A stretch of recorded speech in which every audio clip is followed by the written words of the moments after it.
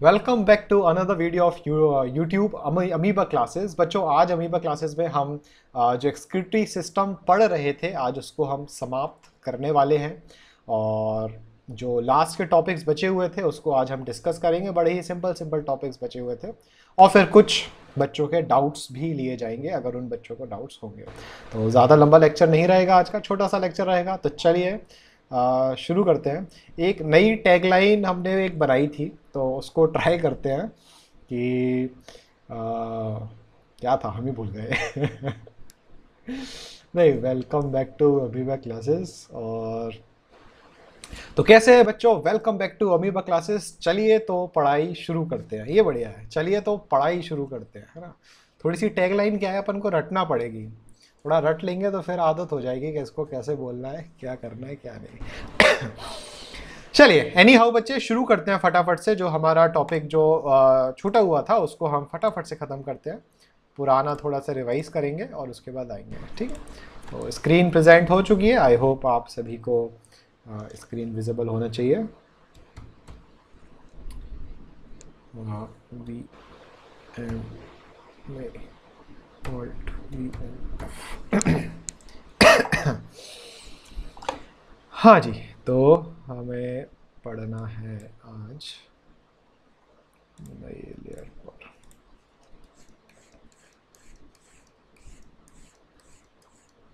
आओ भाई, स्क्रीन कहाँ गई।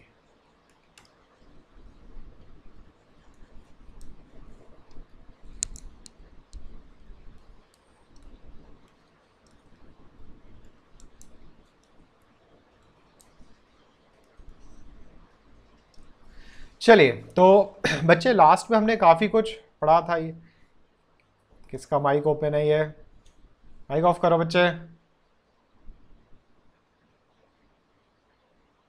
Suman Yadav, close your mic. तुम लोग शुरू होने के पहले ही मतलब ख़त्म करवा देते हो।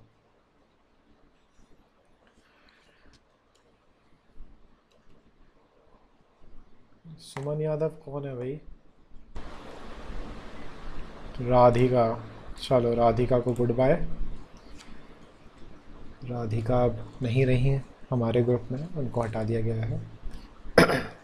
चलिए बच्चे, जैसा कि हमने लास्ट क्लास में पढ़ा था कि किस तरीके से जो यूरिन होती है, यूरिन का फॉर्मेशन होता है। तो URIN, यूरिन का फॉर्मेशन हमने पढ़ा था। और हमने लास्ट में पढ़ा था कि भाई DCT होती है, और DCT जो होती है उसके बाद लास्ट में हमें क्या मिलती है? कलेक्टिंग डक्ट, है ना। कलेक्टिंग डक्ट या कलेक्टिंग ट्यूब्यूल। और यहाँ पे क्या थी? DCT। और यहाँ पे हमने पढ़ा था कि किस तरीके से जो एक्वापोरियंस है वो ओपन होते हैं और वाटर का ज़्यादा से ज़्यादा क्या हो सकता है? रीएब्जॉर्प्शन होता है, ठीक है। तो आज हमें पढ़ना है कि किस तरीके से हॉर्मोन्स जो हैं, या हम बोले हार्मोन है, वो कैसे कंट्रोल करता है। अगर सेलिना बुक में आप देखेंगे तो पेज नंबर 118 पर एक टॉपिक दिया है, रेगुलेशन ऑफ यूरिन आउटपुट। तो उस रेगुलेशन में आज हमें पढ़ना है कि किस तरीके से जो यूरिन है, यूरिन का फॉर्मेशन होता है। तो हमारे पास एक ग्लैंड होता है जिसको हम बोलते हैं पिट्यूटरी, ठीक है। उस ग्लैंड का नाम क्या है बच्चे? Pituitary gland. पिट्यूटरी ग्लैंड के बारे में डिटेल में एक अलग से चैप्टर आएगा, एंडोक्राइन सिस्टम, उसमें पढ़ोगे। तो अभी बस ये समझो कि जो एंडोक्राइन सिस्टम है उसमें एक पिट्यूटरी ग्लैंड होता है, हमारे ब्रेन में होता है। और उस पिट्यूटरी ग्लैंड में एक लोब होता है जिसको हम बोलते हैं पोस्टीरियर लोब। सब कुछ बाद में पढ़ोगे डिटेल में। पोस्टीरियर लोब में दो हार्मोन सिक्रीट होते हैं, पहला वाला नहीं बताएंगे, सेकंड वाला जो काम का है इस चैप्टर के लिए वो होता है ADH। ADH का जो फुल फॉर्म है बच्चे, उसको हम बोलते हैं एंटी डाययूरेटिक हार्मोन। क्या बोलेंगे बेटा? एंटी डाययूरेटिक हार्मोन, ADH, ठीक है। तो यहाँ तक आप सभी को क्लियर होगा। और sir, your voice is not coming. बाकी सब बच्चों को आ रही है बच्चे वॉइस? ठीक है। काफ़ी बच्चे आज लेट आ रहे हैं, बच्चे टाइम पे आया करो। हम लोग को अब ना जो एंट्री तुम लोग को मिलती है ना, अब हम इसको बैन कर देंगे। अगर आप 5 मिनट से ज़्यादा लेट हो तो फिर एंट्री कर ही नहीं पाओगे, ये भी ध्यान रखना, ठीक है। मतलब जो बच्चे सीरियसली पढ़ रहे हैं वो तो आ जाते हैं टाइम पे, बट जो लेट आ रहे हैं, अब लेट लतीफ़ बच्चों की एंट्री नहीं होगी फिर। तो जितने भी अभी अभी ऐड हो रहे हैं बच्चे, कोशिश करना कल से टाइम से आओ, क्योंकि कल हम प्लांट फिजियोलॉजी शुरू करेंगे। ठीक है, तो प्लांट फिजियोलॉजी में मज़ा आएगा, देखते हैं फिर।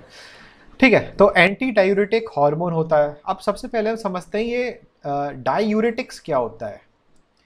बच्चे, यूरेटिक्स वो सब्सटेंस होते हैं जो यूरिनेशन की, जो यूरिनेशन है, यूरिनेशन की फ्रीक्वेंसी को क्या कर देते हैं, इंक्रीज कर देते हैं। मतलब कि जैसे कि चाय हो गई भाई, चाय सभी की फेवरेट होगी, चाय होगी, कॉफ़ी हो गई, ये सब जो सब्सटेंसेस होते हैं, these substances are diuretics. Okay, इनके साथ क्या होता है, ये चाय कॉफ़ी जो होती है, ये हमारे जो एक्वापोरिन्स होती हैं डीसीटी में, डीसीटी में क्या होती है बेटा, एक्वापोरिन्स, इनको ओपन नहीं होने देते। क्या नहीं होने देते, ओपन नहीं होने देते। ओपन नहीं होंगे तो जो वाटर है बच्चे, वो वाटर वापस बॉडी में डीसीटी से नहीं जा पाएगा। तो ज़्यादा से ज़्यादा वाटर कहाँ फिल होता जाएगा, यूरिनरी ब्लैडर में। ज़्यादा से ज़्यादा बच्चे वाटर कहाँ फिल होगा, यूरिनरी ब्लैडर में फिल होगा। और जितना ज़्यादा यूरिनरी ब्लैडर में फिल होगा, उतनी ज़्यादा फ्रीक्वेंसी हो जाएगी किसकी, यूरिनेशन की। ठीक है बच्चे, तो इतना तो सिंपल है। तो अब इसके अगेंस्ट है ना, डायूरेटिक, ऐसे सब्सटेंस के अगेंस्ट जो हार्मोन काम करता है उसको हम बोलते हैं क्या, एंटी डायूरेटिक हार्मोन। एंटी का मतलब क्या, इसके अगेंस्ट। अभी एंटी डायूरेटिक हार्मोन किस तरीके से काम करेगा, ये anti diuretic hormone pituitary gland से निकलता है और कहाँ जाएगा, किडनी में। किडनी की कहाँ जाएगा, नेफ्रॉन में। नेफ्रॉन के किस पार्ट में जाएगा, डीसीटी में। और ये डीसीटी में जाके बच्चे, ठीक है, नेफ्रॉन की डीसीटी में जाके ये जो एक्वापोरिन्स होते हैं, क्या होते हैं, एक्वापोरिन्स होते हैं, इनको क्या कर देगा, ओपन। समझे। तो जितने ज़्यादा एक्वापोरिन्स ओपन होंगे उतना ज़्यादा क्या होगा, बताएं टाइप करके, उतना ज़्यादा रीएब्जॉर्प्शन किसका हो जाएगा, कौन बताएगा, वाटर का। बहुत बढ़िया चिराग, वाटर का बच्चे उतना ज़्यादा रीएब्जॉर्प्शन, जितना ज़्यादा रीएब्जॉर्प्शन ऑफ वाटर, उतना ज़्यादा जो पानी है वो बैक टू कहाँ चला जाएगा, हमारी बॉडी में, है ना, वापस सर्कुलेशन में आ जाएगा। और जितना ज़्यादा पानी सर्कुलेशन में जाएगा, उतना ही कम पानी कहाँ पहुँचेगा, यूरिनरी ब्लैडर में। समझ रहे हो, जितना ज़्यादा पानी हमारी बॉडी में जाएगा उतना कम पानी कहाँ पहुँचेगा, यूरिनरी ब्लैडर में। जितना कम पानी यूरिनरी ब्लैडर में पहुँचेगा उतने कम फ्रीक्वेंसी हो जाएगी किसकी बेटा, यूरिनेशन की। तो एक तरीके से जो एंटी डायूरेटिक हार्मोन है, this anti diuretic hormone is helping in the reabsorption of water from the DCT, है ना। अब ठीक है, ये क्लियर है बच्चे, एडीएच का आपको फंक्शन क्लियर है कि एडीएच का काम है ज़्यादा से ज़्यादा पानी को रीएब्जॉर्प्शन करना, कहाँ से, डीसीटी से रीएब्जॉर्प्शन करना। ठीक है बच्चे, ये चाइनीज़ कौन है भाई, चाइनीज़ वावा फुनसुक वांगड़ू, चलो निकलो उधर से। चलिए, तो यहाँ पे बच्चे अगर हम बात करें तो एक्वापोरिन्स, ये चीज़ आपको पूरी समझ में आ गई। ठीक है, कि एडीएच जो है वो किस तरीके से काम करता है। अब अगर हम बोले एक कंडीशन आए, उस कंडीशन का नाम है हाइपोसिक्रीशन। ठीक है, हाइपोसिक्रीशन ऑफ एडीएच। ध्यान से समझना, पूरा सीरीज और सीक्वेंस चलेगा, तो एक के बाद सेंटेंस बोलेंगे, आपको उसको समझना होगा। हाइपो का मतलब क्या, कम। किसका सिक्रीशन कम, एडीएच का सिक्रीशन कम। तो ध्यान से सुनना, ठीक है, अगर एडीएच का सिक्रीशन कम है, ठीक, तो जो पानी का, ध्यान से सुनना, तो जो पानी का रीएब्जॉर्प्शन है बेटा बॉडी में, वो भी क्या, कम। तो ज्यादा से ज्यादा पानी जो है वो कहां पहुंचेगा, ब्लैडर में। ज्यादा से ज्यादा पानी कहां पहुंचा, ब्लैडर में। तो कम से कम पानी कहां पहुंचा, बॉडी में। तो बॉडी में अगर पानी कम पहुंचा तो बच्चे बॉडी में क्या हो जाएगी, पानी की कमी। है ना, बॉडी में क्या हो जाएगी बच्चे, पानी की कमी, क्योंकि एडीएच अपना काम नहीं कर रहा।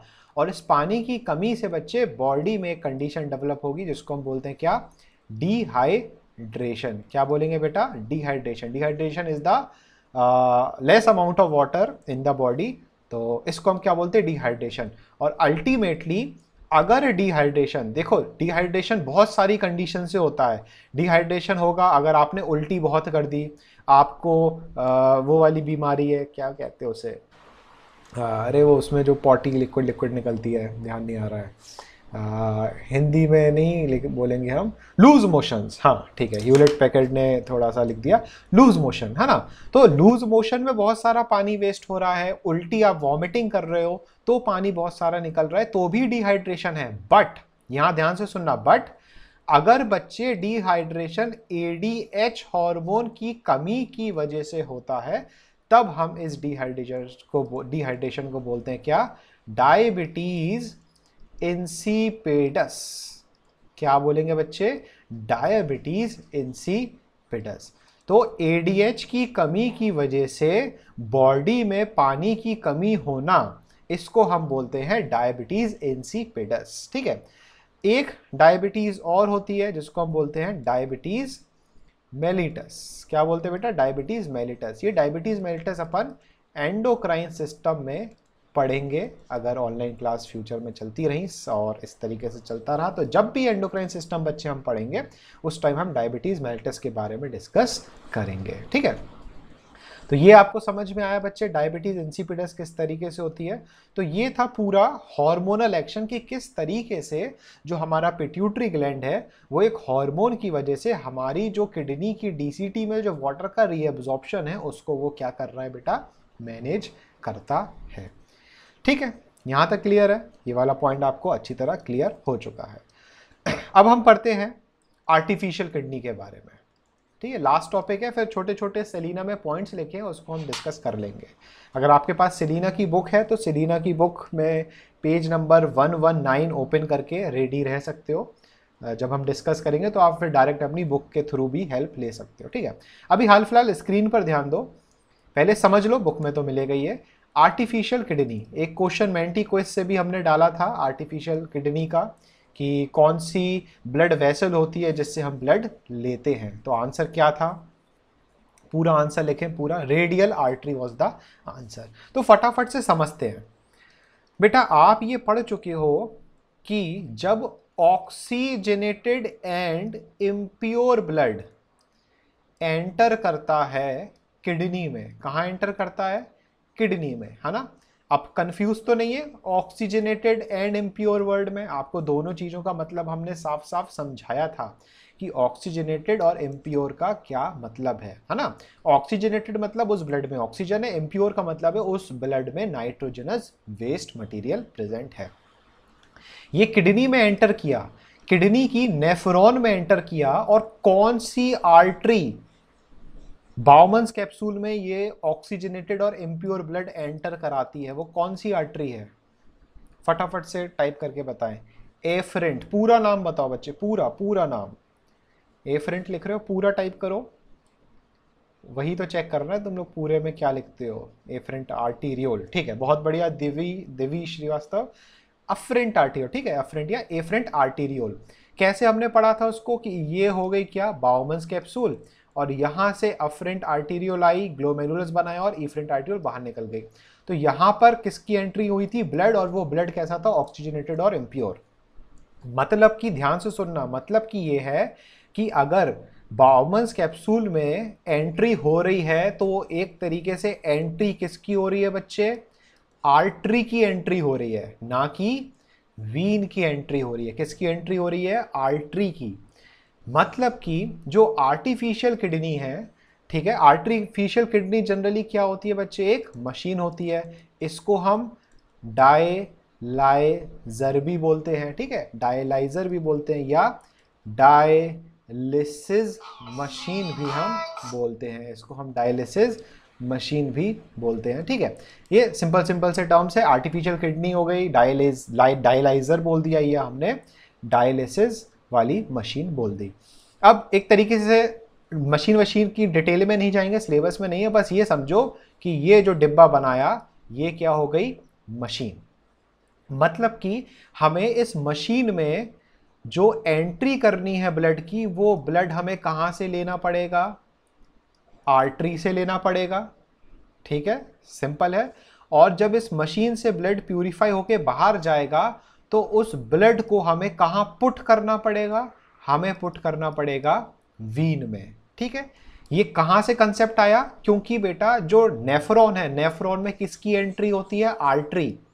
तो इसी मशीन में भी हम किसकी एंट्री करेंगे, आर्टरी, और एग्जिट किससे होगा, वीन से। ठीक है, अब कौन सी लेते हैं, कहां से होती है, देखते हैं। ये इतना सारा लिखते हैं जगह ही खत्म हो जाती है। चलिए, तो यहां पर जगह खाली है तो समझना, ये हो गया हाथ, यहाँ पे बनाया अंगूठा, और 1 2 3, और ये चिंगली तो छोटी होती है, ओहो पूरा मिटर गया, शिट, कंट्रोल वाई। अरे यार रीडू भी काम नहीं कर रहा है इधर। चलो फिर से बना लेते हैं। ये हो गया अंगूठा, ऋतिक रोशन की उंगली ना बन जाए, 1 2 3, और ये छोटी सी चिंगली 4। चलो, तो यहाँ पे बन गया पेंटाडेक्टाइलस, ह्यूलेट पकार्ड लिख रहा है पेंटाडेक्टाइलस, बहुत बढ़िया, 5 उंगली वाले। और अगर 5 से ज़्यादा उंगली हो जाती है तो हम देते हैं टर्म पॉलीडेक्टाइलस। ठीक है, चलो, तो यहाँ पे ये कृष्णा बेटा ग्रुप में ऐड हो गए तो नंबर तो होगा, और ग्रुप में ऐड नहीं हो तो ग्रुप में ऐड हो जाओ, उसके बाद नंबर मिल जाएगा। चलो, यहाँ पे बच्चे मान लो ये हाथ है, ठीक है, अब ये मत कहना सर ये उंगली कैसी है, उन सबको इग्नोर करो। ठीक, ये हाथ है, ये वाला पाम वाला रीजन हो गया, इसको क्या बोल दिया हमने, पाम वाला रीजन। ये वाला जो रीजन है ये हो गया हमारा कौन सा, रेडियस और अल्ना वाला रीजन। ठीक है, तो आप समझ चुके होंगे कि हम किस जगह की अपने हाथ की बात कर रहे हैं। ठीक है, अब यहां से बच्चे आर्टरी भी निकल रही है, ठीक है, डीपली सिचुएटेड आर्टरी, यहां से वीन भी जा रही है। अब यहां पे जो आर्टरी होती है बच्चे, उसको हम क्या बोलते हैं, रेडियल आर्टरी। और इसी रेडियल आर्टरी में हम और क्या मेजर करते हैं, कोई आंसर देगा, इस रेडियल आर्टरी में क्या मेजर की जाती है, पल्स मेजर की जाती है। ठीक है, बहुत बढ़िया। तो हमने क्या किया बच्चे, ये रही हमारे पास मशीन, ठीक है, आर्टिफिशियल किडनी। इस आर्टिफिशियल किडनी के अंदर वो हर एक चीज होती है जो एक हमारी नेचुरल किडनी में पाई जाती है। तो हमने क्या किया, यहां से उसकी आर्टरी से एक पाइपलाइन डाली, ठीक है, उसकी आर्टरी से, और उसको कहाँ एंट्री मिल गई, मशीन के अंदर। मशीन के अंदर वो तामझाम चलेगा पूरे प्यूरिफिकेशन का, जिस तरीके से क्या होता है, प्यूरिफिकेशन होता है ब्लड। और यहां से बाहर क्या निकली, जो ट्यूब बाहर निकला, इसको हमने कहां पुट कर दिया बेटा, वीन में पुट कर दिया। तो आर्टरी से हमने एंट्री की, मशीन में गया, और वीन में हमने वापस पुट कर दिया। तो हमने वो हर एक चीज फॉलो की जो एक नेचुरल किडनी फॉलो करती है। जो बच्चे सरिता अग्रवाल पढ़ेंगे, सरिता अग्रवाल में बच्चे क्या बना हुआ है, डायग्राम बना हुआ है, उस डायग्राम में वीन की लेबलिंग जो है वो गलत है। ठीक है, तो कंफ्यूज मत होना। जैसा कि हमेशा आपको बोलते हैं, Sarita Agarwal is the book of errors. तो दुनिया भर के एरर्स मिलते हैं, और कंटेंट बहुत अच्छा है सरिता अग्रवाल में, बट कंटेंट सरिता अग्रवाल का तब अच्छा है जब आपको उसके बारे में नॉलेज हो। जैसे कि हम अगर सरिता अग्रवाल से पढ़ा रहे हैं या पढ़ रहे हैं तो हमें पता है उसमें क्या चीज़ सही है, क्या चीज़ गलत है। बट अगर आप खुद से पढ़ रहे हो Sarita Agarwal, so there might be chances कि आप कुछ गलत पढ़ लो, गलत समझ लो, गलत याद कर लो, तो दिक्कत हो सकती है। ठीक है, इसीलिए आपको एक ही बुक फॉलो करनी है अगर बोर्ड में मार्क्स चाहिए, और उस बुक का नाम क्या है, सेलिना। ठीक है, सेलिना को फॉलो करो, जो लिमिटेड दिया है, ज़्यादा नहीं दिया है, लिमिटेड दिया, और यही लिमिटेड आपके बोर्ड एग्जाम्स में आएगा। इस बुक से बाहर एक क्वेश्चन नहीं आने वाला। तो इस बुक को जितना पढ़ सकते हो, जितना दिमाग में डाल सकते हो, समझ समझ के, सीख सीख कर आपको हर एक चीज़ पढ़नी है। Sir how much time the dialysis has to repeat? बेटा 15 से 20 दिन में इस डायलिसिस को रिपीट करना होता है, क्योंकि 15 दिन में इतना ज़्यादा यूरिया प्रोड्यूस हो जाएगा कि वो ही बहुत ज़्यादा हार्मफुल होगा, इसलिए यूरिया को बाहर निकालने के लिए ज़रूरी होता है। 6 दिन भी होता है, 15 दिन भी होता है, वो डिपेंड करता है पेशेंट की बॉडी के ऊपर कि वो कितना अमाउंट ऑफ यूरिया कितने दिन में प्रोड्यूस कर पा रहा है। ठीक है, और 4 से 5 घंटे लगते हैं इस पूरे डायलिसिस को ख़त्म होने में, तो टाइम लगता है। तो कोशिश करो भाई कि आपकी जो किडनी है वो स्वस्थ रहे, ऐसा ना हो कि दोनों किडनी बेचकर आप खरीद लें स्टीव जॉब्स का फेवरेट आईफोन। तो पता चला आईफोन तो चला रहे हो, बेड पे लेटे हो, डायलिसिस चल रहा है और बढ़िया आईफोन पे पबजी खेल रहे हो। तो मतलब ऐसा भी क्या कि ऐसा हो आपके साथ, तो बिल्कुल ना हो, है ना। फ्यूचर में इतनी मेहनत करो, इतनी मेहनत करो, इतनी मेहनत करो, और आगे इतना केपेबल हो जाओ आप लोग खुद से कि अपने खुद के पैसों से आप एक आईफोन खरीद सको, अगर ये चाहा है आपकी खरीदने की तो। ठीक है, तो खुद के पैसों से खरीदना है, अपने पिताजी के पैसों से नहीं। ठीक, तो जो भी बड़ी बड़ी महंगी चीज़ें कोशिश करना फ्यूचर में कि अपने खुद की मेहनत से इन सब चीज़ों को आप अचीव करो। Sir, if we take blood from artery, then put it back in vein, then the oxygenated and deoxygenated blood will be mixed. कोई दिक्कत वाली बात नहीं है। जैसा कि आपको बताया था बच्चे, 100% ऑक्सीजनेटेड ब्लड नहीं होता है, 100% डीऑक्सीजनेटेड ब्लड नहीं होता है। ठीक है, अगर ऑक्सीजनेटेड ब्लड है तो यहाँ सिंपल सा मतलब है कि अगर 90% ऑक्सीजन है तो 10% कार्बन डाइऑक्साइड हो सकती है, अगर 90% कार्बन डाइऑक्साइड है तो 10% ऑक्सीजन होती ही होती है। ठीक है बच्चे, तो ऐसा नहीं है कि ब्लड ऑक्सीजनेटेड है तो उसमें सिर्फ ऑक्सीजन है और कुछ है ही नहीं। ठीक है, इसकी डिटेल आप 11th क्लास में पढ़ोगे सर्कुलेटरी सिस्टम में कि किस तरीके से इनके परसेंटेज और इनके पार्शियल प्रेशर मैनेज होते हैं। अभी दिमाग लगाने की ज़रूरत नहीं है। कई बच्चे लिख रहे हैं कि सर मैकबुक खरीदेंगे, बहुत अच्छी बात है, बड़े बड़े सपने आप देख रहे हो, बट इन बड़े बड़े सपनों को पूरा करने के लिए बहुत मेहनत करनी होती है ना। बहुत बच्चों का ये भी होगा कि सर हमें तो ये वाली कार खरीदनी है, चाहे कुछ हो जाए हम तो लैम्बोर्गिनी खरीदेंगे, है ना। तो ज़रूर, बिल्कुल एक दिन होगा जब आप खरीदोगे, बिल्कुल। तो हर चीज़ के लिए मेहनत करनी है, बिना मेहनत के कुछ भी नहीं मिलेगा, समझ रहे हो।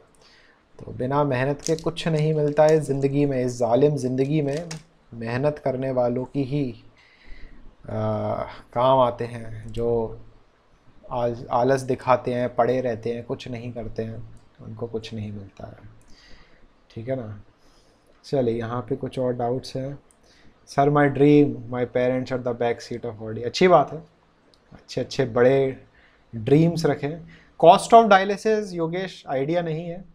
ठीक है, यहाँ पे तुम लोग अपने कार लिखने लगे, सर वेरॉन खरीदना है और एक Rolls Royce hero Splendor plus, क्या बात है सर, गाना भी गाना उसका है। चलो अच्छी बात है। सर मुझे जस्टिन बीबर का कंसर्ट कराना है झांसी में। चलो बिल्कुल, टिकट्स भिजवा देना देवी श्रीवास्तव, जब भी कॉन्सर्ट हो तो आ जाएंगे।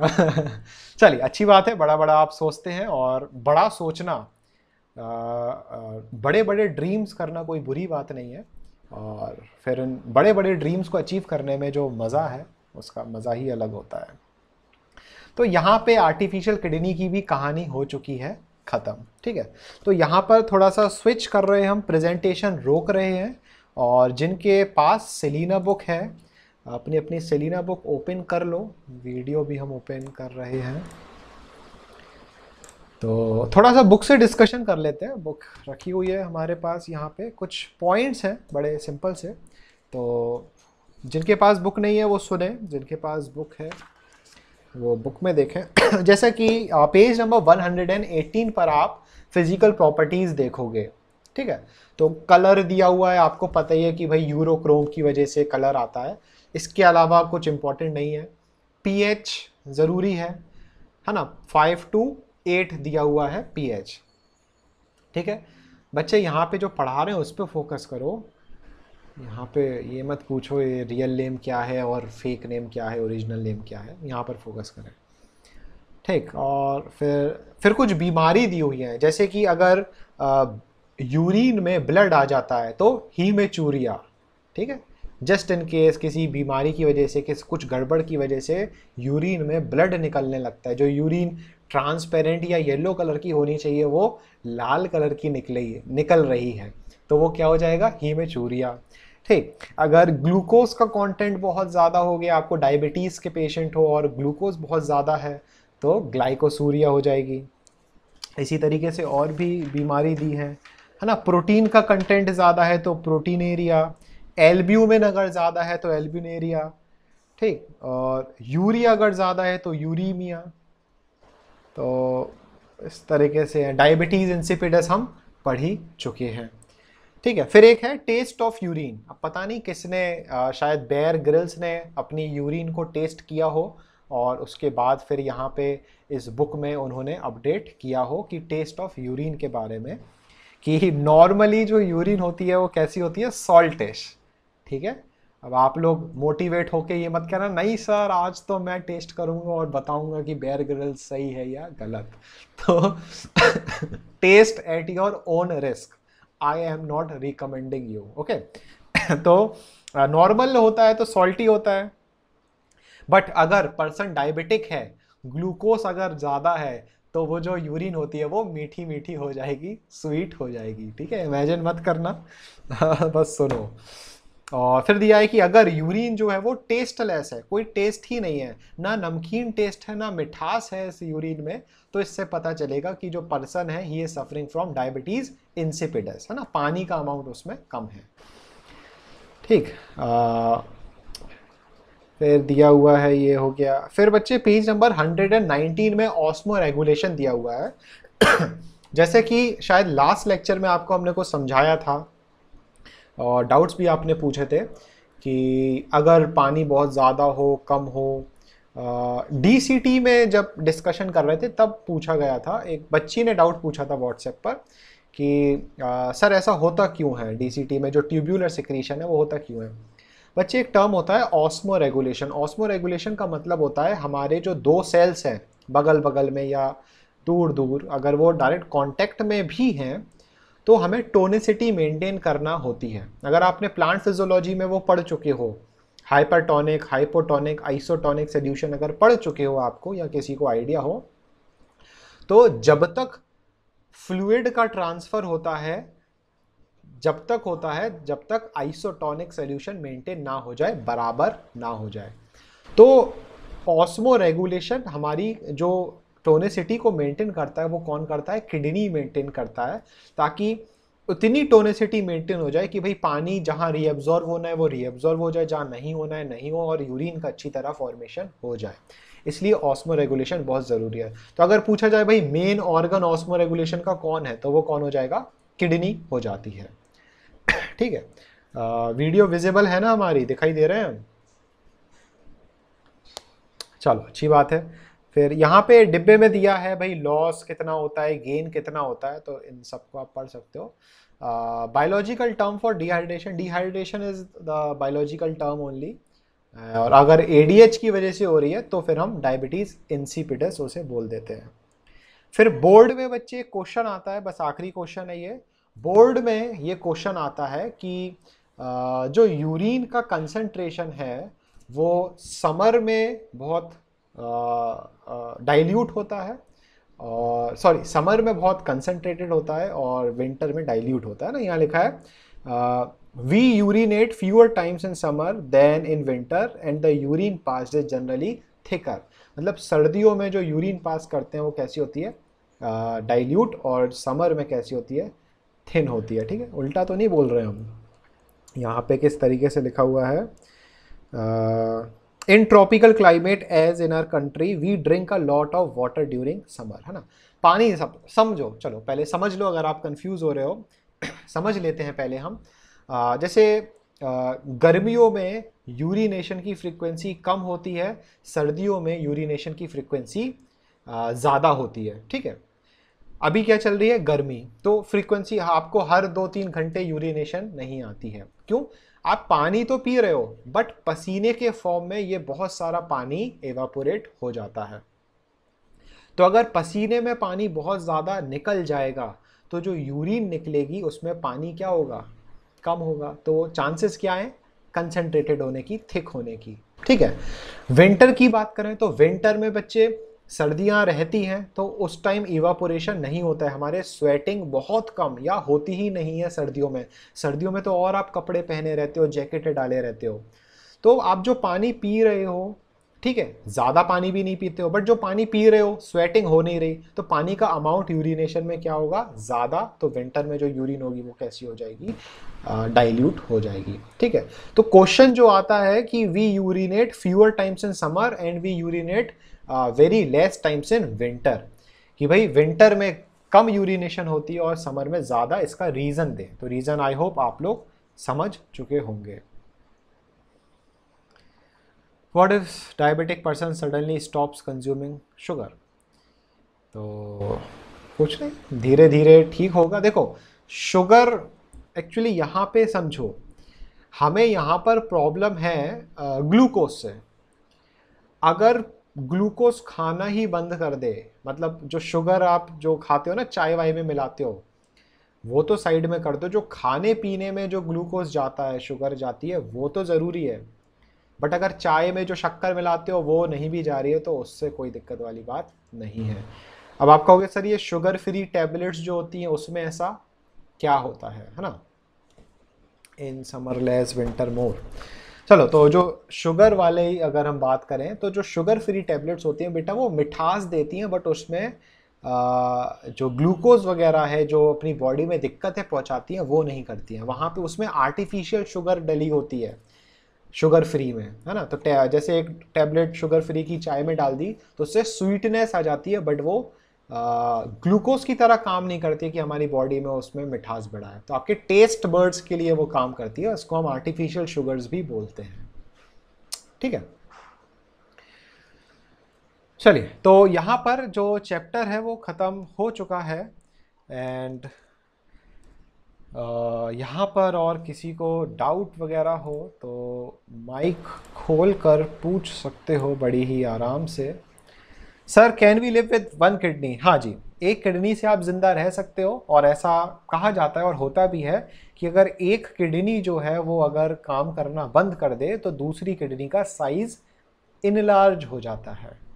ठीक है, क्योंकि उसको दूसरी जो किडनी खराब हो गई उसका भी फंक्शन उसको करना है, तो किडनी का साइज बढ़ जाता है।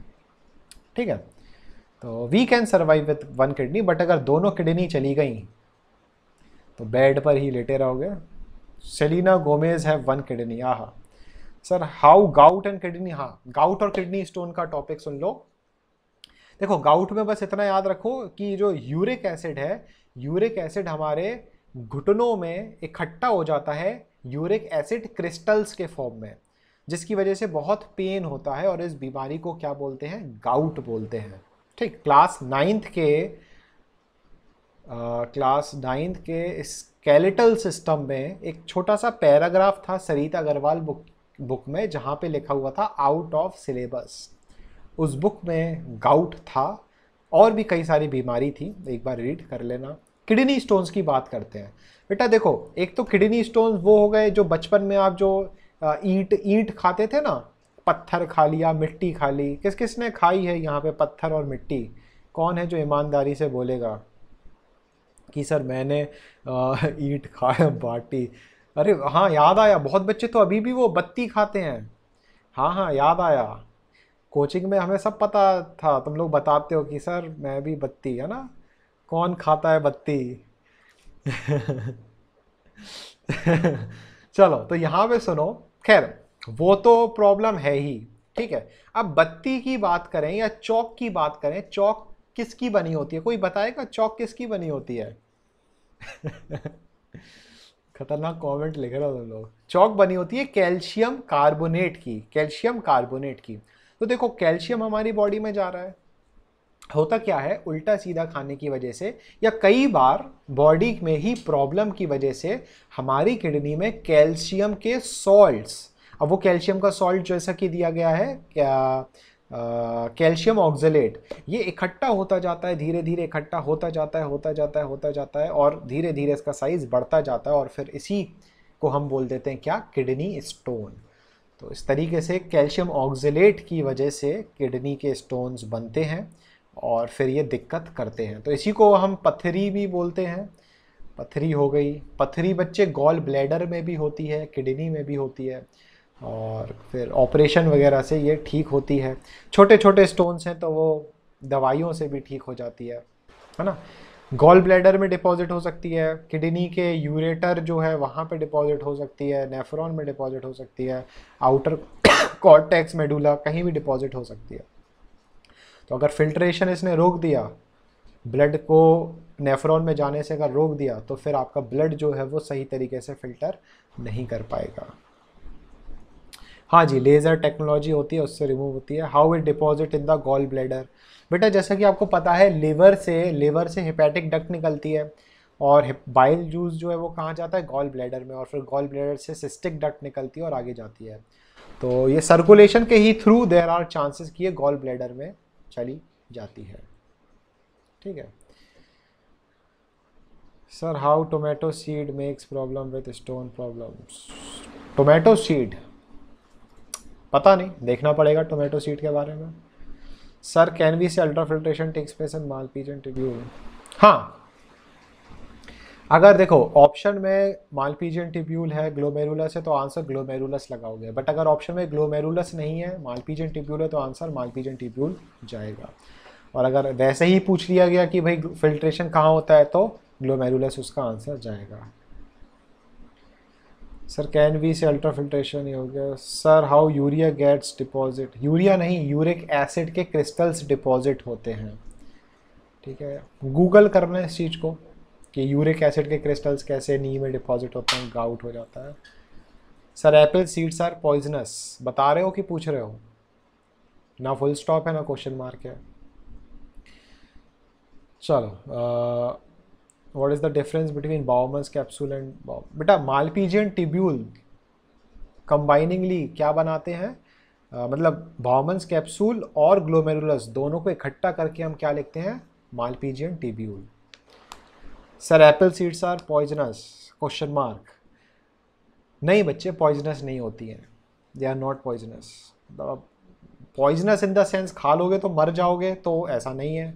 बट दूसरे सेंस में पूछ रहे हो कि बॉडी में इफेक्ट कर सकती हैं, तो चांसेस हैं इफेक्ट कर सकती हैं, बट खा के मर जाओगे तो ऐसा तो नहीं है। Sir with stone gall bladder so it can be out by. हाँ, ऑपरेशन से गॉल ब्लैडर का स्टोन भी हट जाता है। It contain cyanide. कहाँ पढ़ ली है ये साइनाइड वाइनाइड? देखना पड़ेगा फिर, मतलब कहीं पढ़े हो तो हो सकता, बट देखना पड़ेगा कि ये एप्पल सीड का जो तुम लोग पूछ रहे हो, देखना पड़ेगा। एलिमेंट कंटेन साइनाइड क्या लिख रहे हो, मतलब साइनाइड साइनाइड इज हार्मफुल। थोड़ा सा साइनाइड भी हार्मफुल होता है, बट तुम लोग सीड में लिख रहे हो कि एलिमेंट में साइनाइड होता है नहीं होता है, देखना पड़ेगा बच्चे। चलो, excretory system in mom movie it is there. अच्छा ऐसा क्या, चलो देख लेंगे मॉम मूवी, पता लगाएंगे उसमें क्या होता है।